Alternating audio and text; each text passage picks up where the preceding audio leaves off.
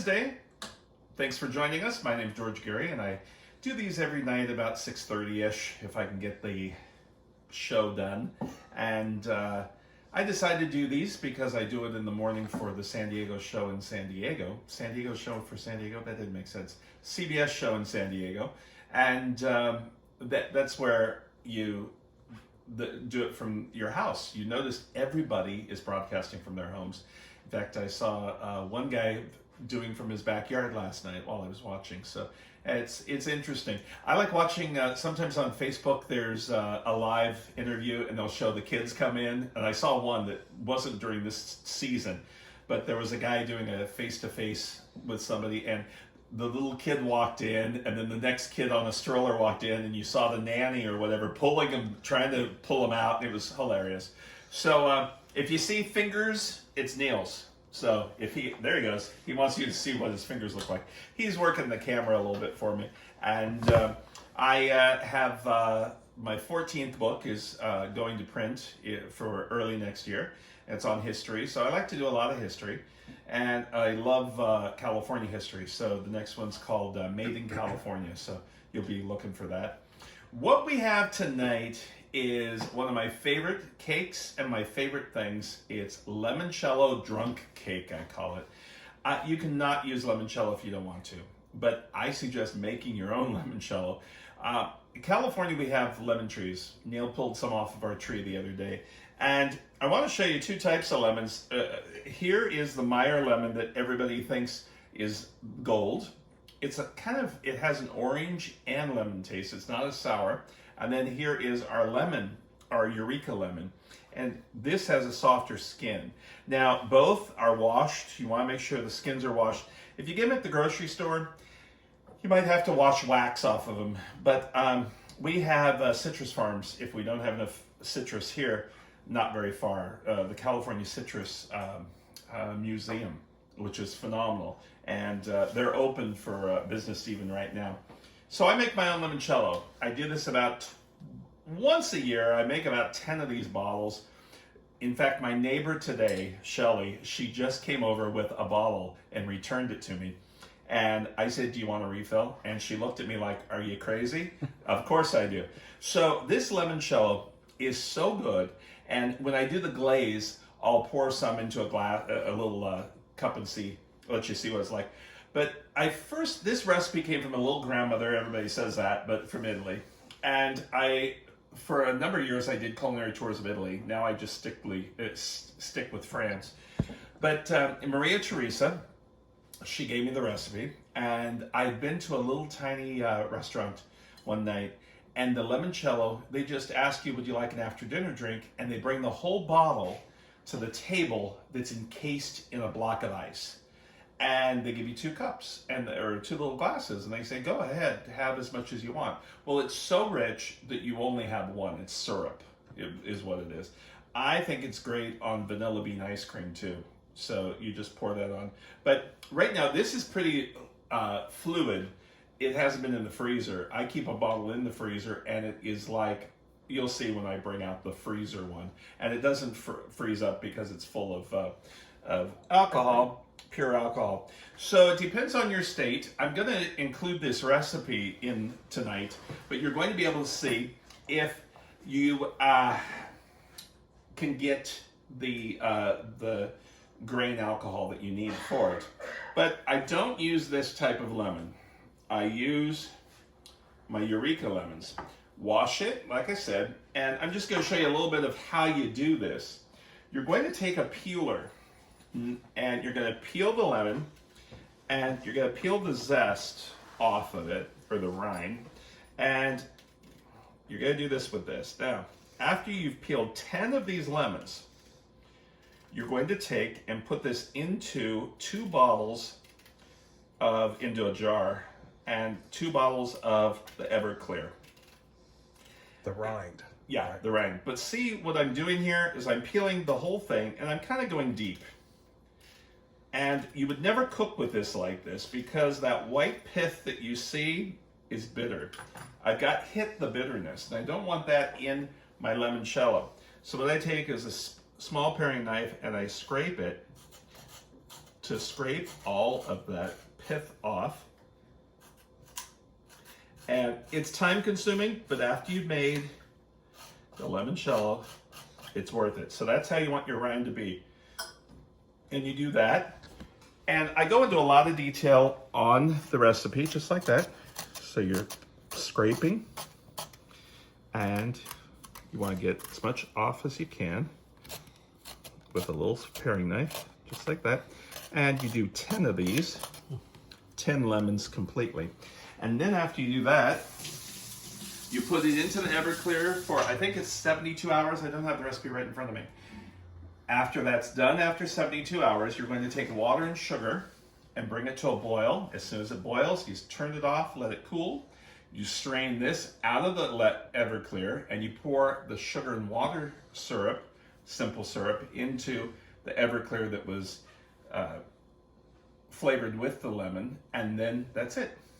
So it's not that difficult. It's a little time consuming because you have to do all this, but you would never cook with lemons like this. You would make sure you didn't have any of the white pith, because the pith is bitter. That's why whenever I'm taking my zester and I watch the people on TV and they go like this, once they go once and then they go back, they've hit the pith. So this way you can see if you hit any pith. So you rotate it with your hand. Now this lemon cake takes 2 lemons, the zest of it, and none of the juice, which is interesting because all of your oils of the lemon, and you can smell, it doesn't smell like lemon pledge right now. You can smell the lemon. Mm-hmm. And Mom used lemon pledge as a kid, so you always think of those things. So you just do this. And I've got 1 lemon done. See how it traps it in there, so you don't have to worry about it. So there's 1, but I'll get back to that and do another one real quick. So anyway, meanwhile, our cake. So we'll do our limoncello in a little bit. We've got our flour, all-purpose. We've got salt. We've got baking powder and baking soda. Now, this is different than the cake we did on Monday. Monday, the pineapple upside down cake, we dumped it all in. But this one is a little different. We're just gonna wiggle this around. See it just to get all that blended. I should have used a larger bowl, but I didn't. We don't want that baking powder to sit on top. If it gets wet first, it starts reacting, and we don't want that. Then we have our granulated sugar and butter, and we're going to be using room temperature. So it's a little on the hard side. I thought it was out long enough. So what I'm going to do is let this mix for just a little bit, so it softens against the walls of.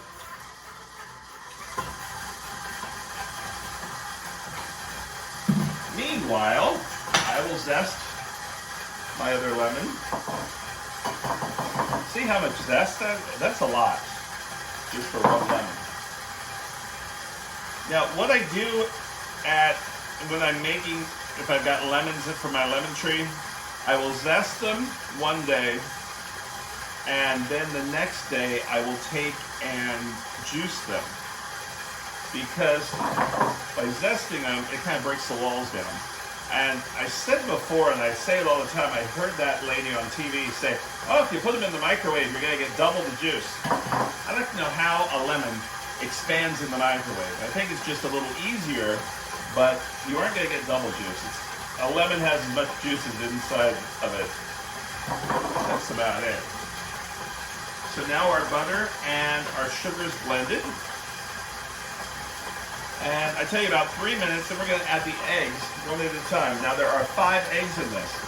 It is a very rich pound cake. We're going to use, okay, this is, which one do they call this? They call it something. Jubilee Bundt Pan. So Jubilee is 25 years? Is that what it is? Or 50? Look it up. I can't. 60. 60? Jubilee. I think it's Hey, 60. hey Alexa, is Jubilee 60 or 50 years? 50 years is 18,262 days. She never answers how I want her to, so forget it. You look it up. Jubilee pan. They still sell them online at the Nordic Ware. I use them a lot, it seems. I use them on the pineapple upside down cake too. After each egg, you want to incorporate it. You don't dump all the eggs in. We're trying to create the batter and the structure of the cake. If we just dump it in, you're gonna have a cake that will not rise. So by doing the egg in a little bit at a time, you're good. Now this one we use buttermilk, and I am using the juice in this one. I thought I wasn't, but I am using some juice. So let me get my knife and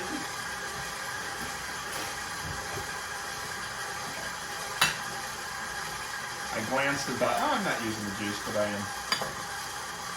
So cut these. Remember, we're going to call this the Nails juicer. You put the lemon in this way and squeeze. We'll take the juice. Now, if some of them are too large, you can cut them down a little bit. Lemons start getting bigger and bigger. Remember when I was a kid, I went with my dad to Carpinteria, California, and friends of ours had lemon trees, and the lemons were the size of volleyballs. And I took one, I think it was like in 3rd grade, and I took one to share. And nobody at school believed my lemon, so. Carpinteria, California, we grow great produce. So we've got juice of 2 lemons, minus half. It fell on the floor. I'm not worried about it. The last egg goes in. Just take some of this. If you live in California, you always have citrus. And if you don't, something's wrong. I think when you sell a house in California, it's a law. You have to have an orange tree or a lemon tree. It's great when you drive down little neighborhoods, you see citrus trees that are well taken care of. There's not far from me, on the way to my post office, there's a bunch of trees that nobody is doing anything with. I keep wanting to go over there, but there's a fence and it says don't trespass. So maybe late at night, all dressed in black. Need a boost. Yeah, Neil, can you help me? Do you know which ones I'm talking about? Have you seen those? Yeah, I've seen those. They bug me because there's so many. Yeah, they're laden with fruit. Yeah. Just going to waste. All right, so let's recap. We have all our dry ingredients here. Butter, sugar, blended, and then the eggs one at a time. Now I have the flour and the buttermilk. So what I'm going to do is put the flour in 3 additions and the buttermilk in 2 in between. So I'm going to do flour, milk, flour, milk, flour. Got it? Good. And we don't have to be precise, just about a 1/3 on low. This is also adding to the texture and the body of the cake. We're going to use limoncello when I glaze it with butter, sugar, and a limoncello glaze afterwards. So that's when that'll come in. Now our buttermilk, we'll use half of it.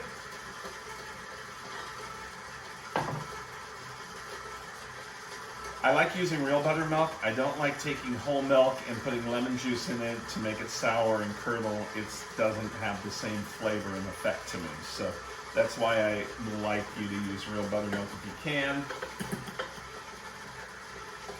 And there's the second third.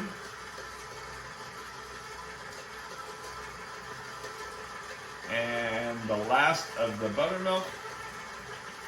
Buttermilk has such a great flavor and aroma too. And we'll do our last bit of flour. I'll let it spin for a minute and then I'll add my juice. And I'll do the lemon zest by hand because it seems the lemon zest always gets caught in the bottom of the paddle. And you don't want that. We don't have to make this go any faster because it's pretty much done. We're going to clean the sides. There's a lot of dry flour around. And the batter. It doesn't have lemon. Right now it's vanilla. It doesn't have any vanilla lemon in it. We haven't put the lemon in it. If you hear, I wanted to lick the paddle. Neil wants to lick the paddle.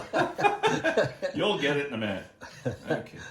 So you're gonna clean the edges, clean the bottom to make sure you've got it all in there. And now we're going to take our juice. The juice I could have put in with the eggs, but sometimes the acid will just kind of mess with the eggs, so I don't want you to have a problem. So see all that zest, all that lemon? We're going to blend that up just with the rubber spatula. Make sure we get it all incorporated. Oh, this is so good. And this is a very thick batter. That's why you have to have I call it a heat core in the center. You can't do this just in a regular pan. You need to have an angel food cake pan, something like that. You don't have to have this fancy of a pan, but you can go with any kind of pan that has a heat core. So we'll put this in here, and I'm trying to go around it just with the rubber spatula. I'm not pouring it in because it's too thick to pour, and I'm just rotating the pan around as I get some on my spatula, just like that, until it's all in the pan. Now I sprayed the pan with just a nonstick spray. Secret to any of these pans is you wait 10 minutes after it comes out of the oven, and then you invert it. If you wait longer than 10 minutes, sometimes you can wait 11, but if you wait a lot longer, they stick. And if you wait and don't wait, if you wait and don't wait, if you don't wait, then you'll really have a problem. So now I'm going to smooth this out. Don't smash the pan, just smooth it around, just like that.